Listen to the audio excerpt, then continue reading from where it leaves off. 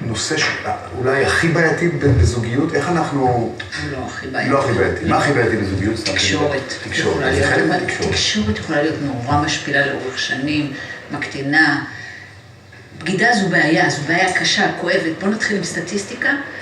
סטטיסטיקה עולמית, 52% מהזוגות מתגרשים. 40% מבני הזוג, אלה שמודים, בוגדים.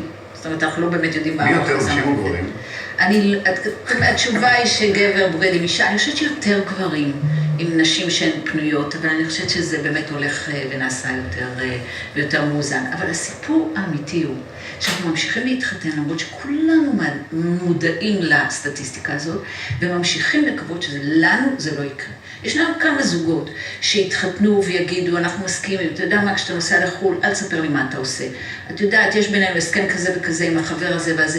ישנם כל מיני הסכמים, אבל רוב רובם של ההסכמים הוא לנאמנות ונאמנות טוטלית במובן המיני והרומנטי של המילה. ולמה? כשאנחנו מתחתנים, עדיין הדבר הכי עתיק שאנחנו שואפים אליו, זה להסתכל, שבן הזוג יסתכל עלינו בעיניים המעריצות ויגיד, את האחת והיחידה, ולהפך. הדבר הזה עדיין מתקיים. זה רק באגדות או שזה מתקיים? אני חושבת שזה מתקיים, המון, אני חושבת שזה מתקיים לאורך זמן, ולפעמים זה נשבר. למה? זה נשבר. מה הטריגר לזה בוא נגיד שאם יש זוגיות מאוד מאוד רעה וכבר אין אהבה, אז זה מובן. אני יכולה לחלק את זה רגע לשלושה חלקים כמו הרבה דברים. האחד זה באמת משהו רע שקורה, ואז באופן הכי ברור אתה מחפש איזושהי נחמה במקום אחר. הדבר השני הוא אנשים שמחפשים לבגוד כדי להתמודד עם איזושהי חוויה של דימוי עצמי של אני עדיין שווה. הדבר השלישי הוא באמת דברים שקורים באקראי, מתוך החיים, מתוך השחיקה, מתוך משהו שלא התכוונו אליו וקורה. דברים נוספים הם דברים אקראיים שקורים לרגע וחוזרים. וגם יש דברים נוראים שקורים. הדבר הקשה ביותר שקורה בתוך זוגיות, שכשאחד מתאהב בחברה הכי טובה של אשתו, או להפך, ושם נעשה את הבגידה. אני כבר ראיתי הרבה, ראיתי לראות מקרים של זוגות חברים, או ששם נוצר צ'יינג', או שבין אחד הזוגות קרה מה שקרה. אי אפשר לתאר את משבר, הכאב, חוסר האמון והנפילה שמתרחשת כאשר דבר כזה. יכול להיות שבשנים האחרונות, בעקבות 10 שנים לאייפון, גם יש עולים יותר אחד על הבגידות של השני בגלל הטלפון? לגמרי, הפלאפון. אני חושבת שקודם כל כן, היום גם יש יותר פיתויים, בגלל הטכנולוגיה, בגלל החשיפה שלנו לאנשים, ובגלל שהכל יותר קל, וזה הופך את הדברים ליותר מורכב. אני רוצה להוסיף על הטריגר שאמרת, הטריגר הגדול בזוגיות זה שמונוגמיה זה דבר שקשה לקיים אותו לאורך שנים. היצור האנושי, לא רק גברים שתמיד נוטים להגיד, המיניות הבלתי מרוסנת שלנו, אנחנו לא יכולים להתאפק, גם לנשים יש מיניות, וקשה לנו הרבה פעמים לשמור על מחויבות מינית לאורך 5, 10, 20 שנה לבן זוג אחד. והבעיה היא באמת תקשורת. במקום להגיד, חבוב, יש מישהו חדש בעבודה, נורא חתיך, או הגיע מתמחה שאני נורא נמשך אליה, אנחנו הרי לא רוצים להגיד את הדבר הזה, אז אנחנו עושים דבר חמור בהרבה, שזה פשוט לעשות משהו מאחורי הגב. אבל אם היינו עושים את זה, מה היה קורה? תראי, יש אנשים שמנהלים, יש אורח חיים, האורח החיים שהוא אינו מונוגמי, הוא אורח חיים פוליאמורי. אבל אנחנו לא מדברים על זה, אנחנו מדברים על הזוג הסטריאוטיפי הרגיל, שאת באה לבעלך או לבן זוגך ואומרת לו, תקשיב, יש לי חתיך חורס בעבודה ובא לי עליו. מה יקרה?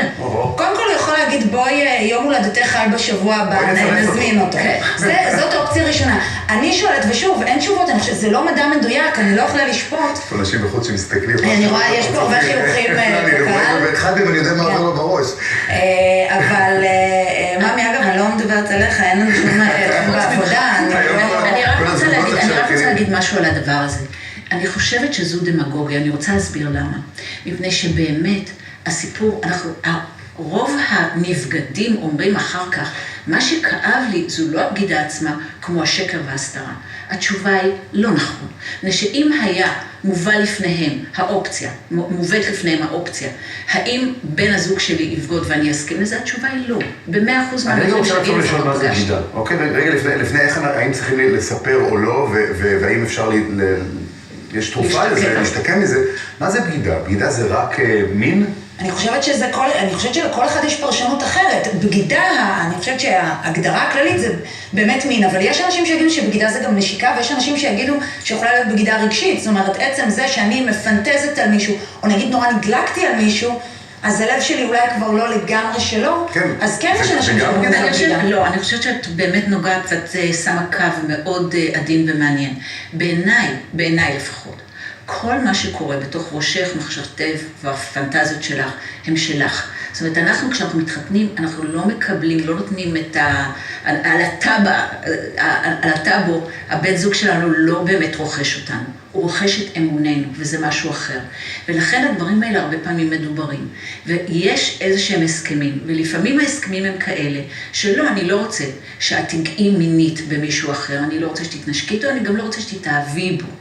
אבל כן, אם יש לך פנטזיות, זה חלק נורא טבעי בחיים, והוא לגיטימי, אבל הוא שלך. אני רוצה לשאול שתי שאלות חשובות, כי אנחנו רוצים להיות פרקטיים גם.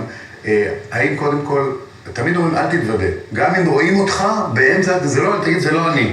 זה בחבר'ה, תמיד צוחקים. זה לא אני, זה לא תוסיף עוד שקר על השקר. לא, השאלה, מה עושים? התשובה היא לא. התשובה היא לא. כמו שאמרת, היום הדיגיטציה, הסופיסטיקציה, כאשר אתה נתפס, תודה, תתייחס לזה, והרבה פעמים בתוך זוגיות. תודה או לא? אני חושבת שכנות זה תמיד הפתרון, גם אם כואב, ואולי אם מראש הייתה כנות, לא היינו מגיעים למצב הזה. השקר בעיניי הוא הרבה יותר פוגע מהאקט מיני כזה או אחר. זה שאני הולכת לישון עם בן אדם שבסופו של דבר רוצה להקים איתי בית או משפחה, או פשוט לחיות איתי כמה שנים קדימה, והוא לא אומר לי את כל האמת, עושה דברים מאחורי גבי ומקרנן אותי, זאת הפגיעה האמיתית, זאת הבגידה בעיניי. האם אפשר לסלוח באמת? האם תפסת, התוודעת, ראית, תפסת פה, תפסת שם? האם באמת, וזו שאלה לפסיכולוגים, האם באמת אפשר להתנקות מזה, או שזה רק אני סולח וזה תמיד רודף? אז לרגע אני אגיד סלוגן נורא ידוע. אפשר לסלוח, הרבה פעמים לא שוכחים. אבל בפועל מה שקורה זה שהרבה פעמים בגידה מעוררת את הזוגיות והופכת אותה לטובה יותר בסיכומו של דבר. אחרי שנתיים של גהנום שבהם שני בני הזוג סובלים, כואבים ומתאמרים האחד בשני. אבל בדרך כלל בטיפול, אם הזוגיות היא טובה, היא אחר כך משתדרגת. אפשרי? אני חושבת שכן, זה נכון שאולי לא שוכחים, אבל הרבה פעמים זה אולי משבר שממנו אפשר לצמוח, וזה גם נורא תלוי בקילומטרה של הזוג, ומה שהם עברו ביחד. אם זה קורה אחרי חצי שנה ביחד, עם כל הכבוד, לא נראה לי שזאת די נורת הזרה. אם זה קורה אחרי 10-20 שנה, אפשר לדבר על זה, ואפשר אולי להבין את זה גם. ויותר מזה, זה הופך את הזוגיות למשהו שהוא לא מובן מאליו. קצת חשדות, פתאום אתה מתעורר, אדרנלין. טוב, נושא לא פשוט, ניסינו בזמן הקצר שלנו ככה להעלות אותו. אבל ממשיכים להתחתן בשביל ההצלה. וממשיכים להתחתן, זה כל הזמן. לא בשביל הצלה.